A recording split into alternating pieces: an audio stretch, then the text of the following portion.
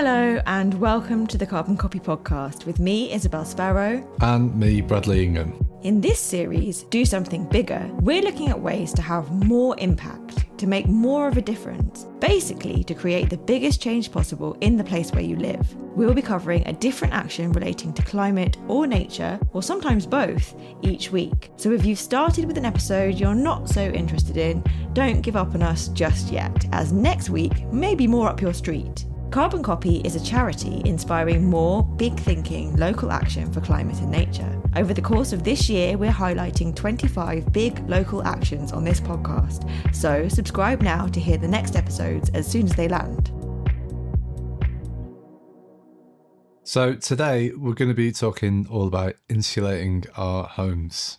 Izzy, did you know that 23% of the UK's greenhouse gas emissions actually come from buildings? Most of that is coming from how we heat our homes. Crikey, that's a lot. That's like nearly a quarter.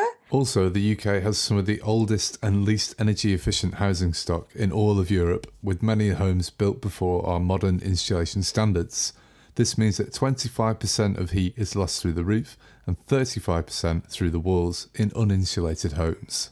So that's a lot of heat that just doesn't stay where it's supposed to be. It's a pretty significant issue. How do we go about doing something about this? And what kind of impact could it have if we did solve this problem? Okay, that's a good question. So obviously, we know that the UK has a net zero target of reaching net zero by 2050. So in order for us to do that, we need to retrofit 27 million homes to a higher efficiency standard. And yes, I know the word retrofitting, it's something that does get thrown around quite a lot.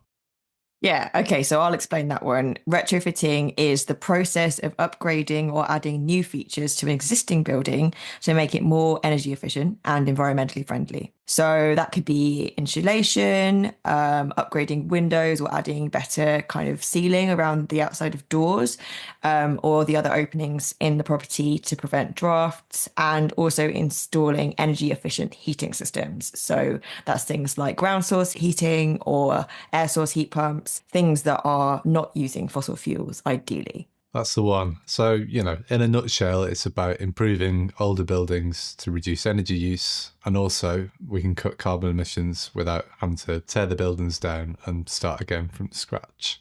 So 27 million homes, that's insane. That's a huge number of houses and probably quite hard for most people to get their heads around. So let's talk about retrofitting on a kind of more individual household basis. If people do this to their homes, what kind of impact can it have? If we base it on our 2023 figures for gas heated homes, insulating lofts, if it's done properly, can save around £355 a year on energy bills. And then if we do solid wall insulation, that's estimated to save up to around £520 per year for larger homes. Although, of course, with all these things, it does have a higher upfront cost. So we're talking about saving quite a lot of money for each house where this is done. And I guess the kind of cumulative effect of that, if it was done across the whole country, would be enormous from a carbon emissions point of view as well. So this big action that we're talking about, it can be really pretty big. But as we all know, energy prices are getting higher. Houses are facing fuel poverty. And as you mentioned, some of these insulation installations sound like they could be pretty expensive. So what are we doing here in the UK about the people that can't afford this stuff? I'm glad that you mentioned the whole fuel poverty thing, because it is a thing that is in the news cycle at the moment. But luckily, we've got our first guest where this fits in quite nicely. So we've been chatting to Andrea from Cosy Homes in Lancashire. So Cosy Homes in Lancashire is a county-wide energy efficiency and affordable warmth initiative, which was developed by 14 local authorities in Lancashire. Now that sounds pretty big. What we were seeing was that a lot of installers had access to funding and they were leaving out the most vulnerable residents. So, some of the very difficult properties to insulate or heat that were occupied by very vulnerable people, they were getting missed out because a lot of installers want to kind of maximise profit, and some difficult jobs are kind of left. So as a group of local authorities, we thought that was really unfair, that there needed to be something somewhere for those people to come to, where they had a reliable place to go, as in the local authority, and we could help them get the work done and provide funding for them. So we set up really to make sure that the most deprived properties, the most vulnerable residents, those with long-term health conditions, etc., had an easy way to access funding to make sure their homes were warm and that they remained well in their properties, because we all know living in a cold home can really impact on people's health and well-being. So obviously it's really brilliant that Cosy Homes is kind of focused around those more vulnerable people, the people who are likely to suffer the most when they can't heat their homes or keep their homes warm. But it's actually only focused on people who own their properties, which I'm guessing like misses out quite a big chunk of vulnerable people or people who are on lower incomes. There's lots of people who are living in really cold homes who rent. So what are they doing, or what can be done to improve properties that are owned by landlords? It's a very good point that you're making about the whole rental sector. We spoke to Andrea about this, and obviously at the moment, landlords, if they want to insulate the properties, they have to basically pay for that themselves. However, things are going to be changing. So in April, a landlord can pick one of their properties and they can get it insulated for free. And then if they have any other properties, they can basically just have to pay a small contribution towards it. And then they can also get the rest of that done. So let's hear Andrea tell us a little bit more about that. Landlords can access all of our funding. There is a contribution, but from April on the new grant, any landlords can have one property fully funded.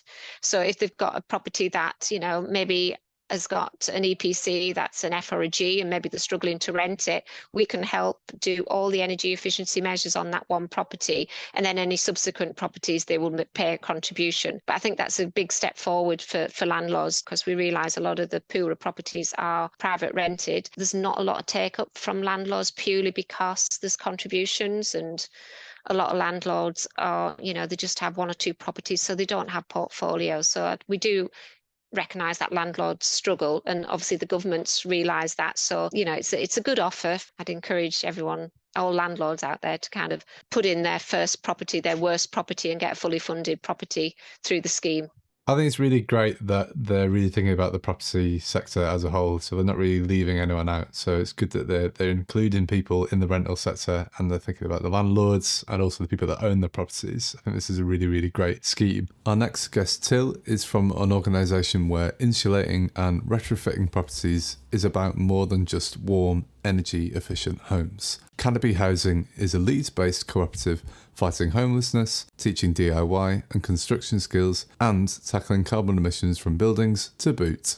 The organisation started in, we think, about 1997. It became a registered company in 1999, but there were some people doing a bit of work before that, by two people called Mark and Juliet. And they noticed that there was lots of houses around Burley, which is where our office is based now, that were boarded up. And there was a lot of antisocial behaviour around these derelict houses. And there was also a lot of homelessness. So they started, with permission from the council, just going into these empty houses and renovating them to be a livable standard, and housing people who are homeless in the local area in their renovated houses. And then so that carried on kind of ticking over until about 2019. So lots of the staff were kind of experimenting with different insulation types and making really airtight properties, kind of just self-taught. And then in about 2019, we started going forward with it being a standard policy to retrofit the houses with wood fibre and lime. And we now have about 83 properties that are tenanted. We operate on a self-help scheme as well. So everybody that moves into the houses has done some self-help on their own house. So they come in at any point regarding their kind of position. They'll come in at any point during the retrofit. So they might come in and do some insulation, but mostly people come in towards the end when we're decorating and things, because they then choose how they paint their house and what furniture goes into the house. We're trying to change the system up in lots of different ways, and I think that's the big thing about Canopy, is we're providing warm, safe, comfortable, nice homes for people to live in, where they get support, but also trying to do lots of kind of social bridging and also trying to do our bit for the environment within this city. I really love the approach of self-help that Canopy use and Til told us about just there. It's really lovely to hear how people are supported by Canopy and they're gaining more than just a lovely, warm, energy efficient house, but something they have a proper sense of ownership over, something they can feel proud of because they've been there involved in making it that way. I'd absolutely love to see this kind of scheme rolled out across the UK, but I reckon it's probably pretty complicated to start something like this. So I asked Til to tell us a little bit more about the support they receive and how it all kind of started.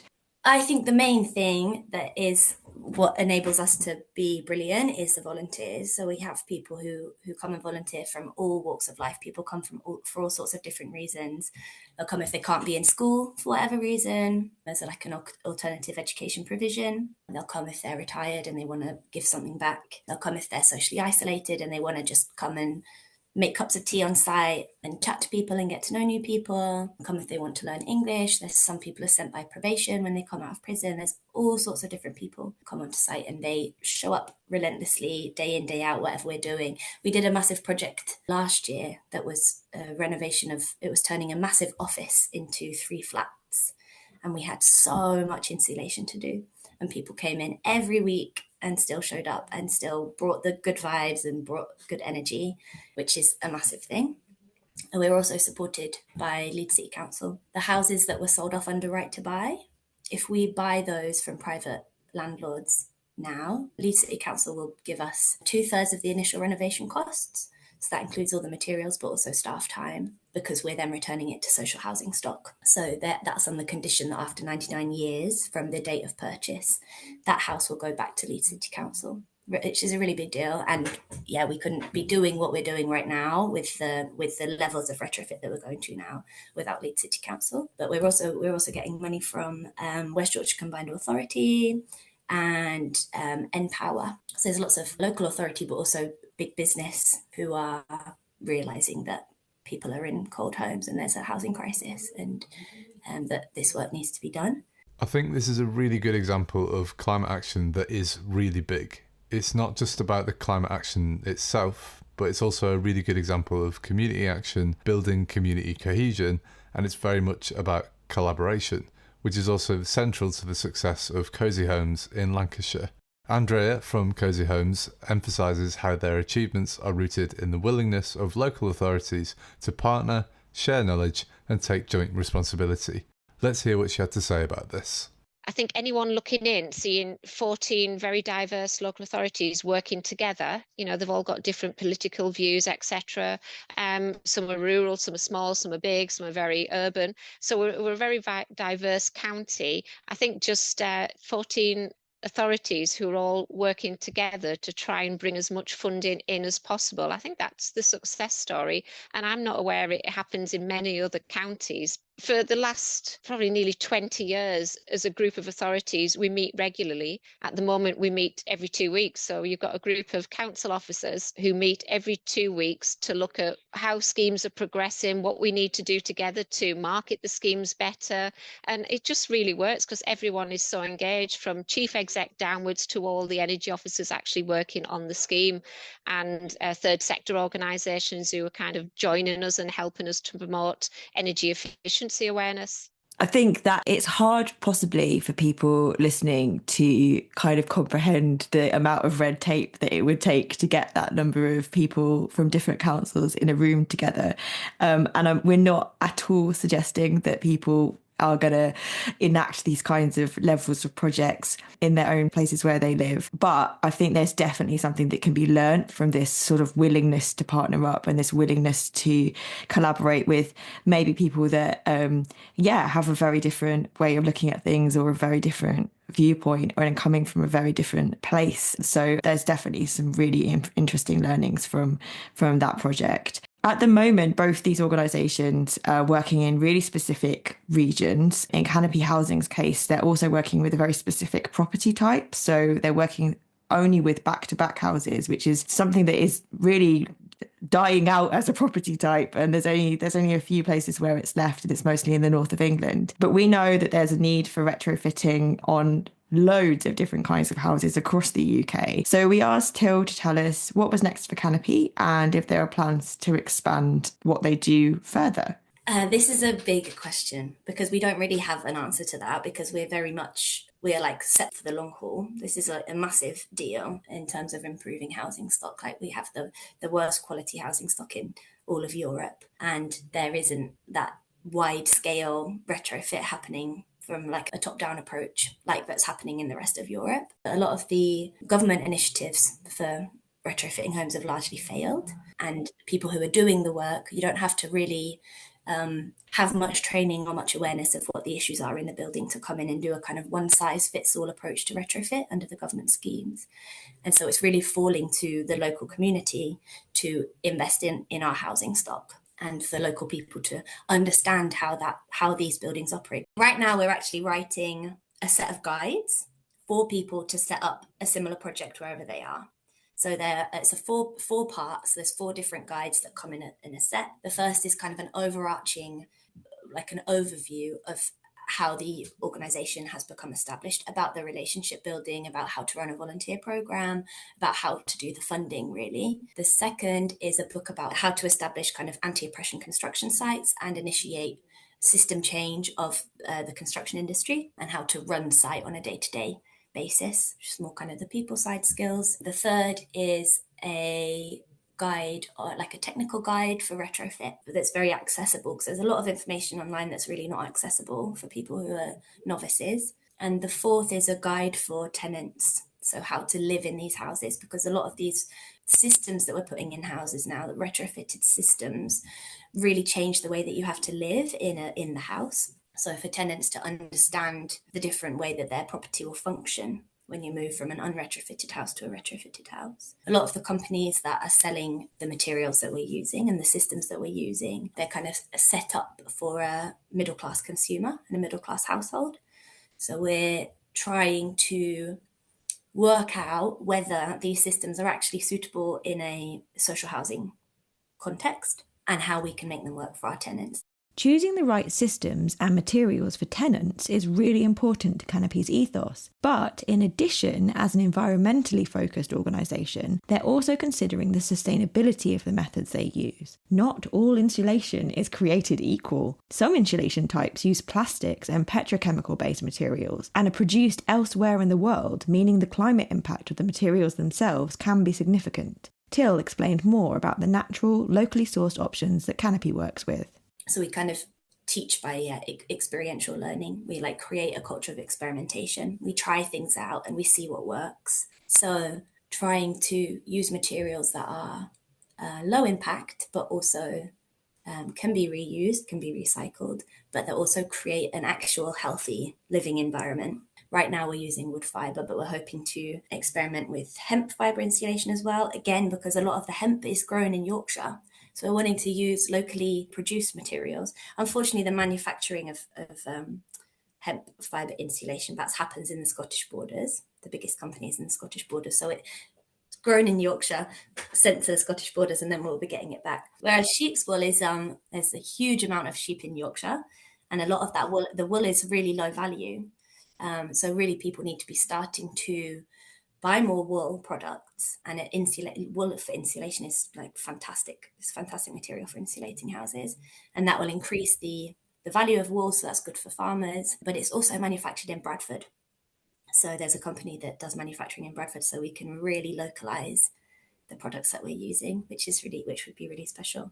That's all really interesting. Are you a handy person, Izzy? I'm a pretty handy person. I'm lucky enough to be married to a very handy person. But yeah, I like to try my hand at a bit of DIY. But I know that, as a lot of this stuff, it can feel quite sort of alien, quite like off-putting for people. You know, I know a few people who their tap starts dripping and they immediately have to ring someone. So this is like really far away from their capabilities. Yeah, that's fair. I mean, I think I can like, put up a shelf and sort a leak or whatever. But yeah, I know what you mean. A lot of there's so much information out there, and some of it can be very misleading, and it is very intimidating when you first get into it all. But I think this 4-part guide that they're creating, I think that's a really, really good idea. I'm hoping that it will inspire some people to maybe give it a go in their own properties. And I can see what they're trying to do. They're basically trying to make it a lot more accessible. Yeah, that's absolutely right. And I think it's not only about it being accessible to do at your own house, but also like potentially to kind of do on a more kind of community-wide basis as well. And don't forget that obviously this episode is called Insulate Our Homes, but insulation is necessary in all kinds of buildings. So, if you're somebody who works in a school, if you're somebody who works in a community hall, if you have access to these spaces, they all need insulating too, because they all need heating and they all need to be efficient. So it's not just about homes, it's about kind of all buildings really. So what are the key takeaways that we're going from this episode? Like, how can we get something like this to be on a bigger scale? How can people do something bigger around insulation where they live? Well, I definitely think it's worth finding out what your local authority offers currently. There are loads of schemes. Obviously, Cosy Homes in Lancashire is in Lancashire specifically, but there are other schemes in other parts of the country that can support you not only with costs of insulation and other kind of energy efficiency measures, but there's also lots of advice services that can tell you sort of how to improve the energy efficiency of your home. I also think if you work within a business or a public sector organisation and you're interested in this, it's really worth getting in touch with other organisations like these two that we've spoken to today and ask them for advice and guidance and just kind of find out a bit more about what they did and what the hurdles they had to jump through were. Because I think a lot of these organisations are really happy to talk to people about what they've done and really want to share the knowledge. Yeah, I definitely think that's going to be a bit of a theme as we go through the year on this. It is that kind of not doing the same job twice, finding that information out from the people that are already doing it. So you're kind of one step ahead. Yeah, absolutely. I also think we should say, because we are the Carbon Copy podcast, that you should go and look on Carbon Copy. And in fact, what you just said about not reinventing the wheel or whatever the phrasing was that you used, that is basically the whole reason for the existence of Carbon Copy. So, we know that a lot of the solutions to issues across the board when it comes to climate change and nature they're already being solved. People are already doing amazing stuff. So Carbon Copy is about really sharing those stories of people that are doing good stuff and can be copied, which is why we're called Carbon Copy. We have a whole load of information, links to organisations that can help and inspiring examples about this topic on the Insulate Our Homes page of our website. And this is just one of our 25 big local actions in 2025. And you can explore them all by going to carboncopy.eco, that's ECO/take action. And obviously that link and loads of other useful things are going to be in the show notes. Thank you for listening to this episode of Do Something Bigger from the Carbon Copy podcast. Our guests today have been Andrea Howe and Til Wallis. This episode was written and presented by me, Isabel Sparrow. And me, Bradley Ingham. Brad also produced and edited the episode. In the next episode, we'll be talking about peat with guest speakers from Ulster Wildlife and Lancashire Peat Partnership. If you've enjoyed this episode, then why not go back and listen to previous series of the Carbon Copy podcast, and do share with anyone else you think might be interested. Until next time, goodbye.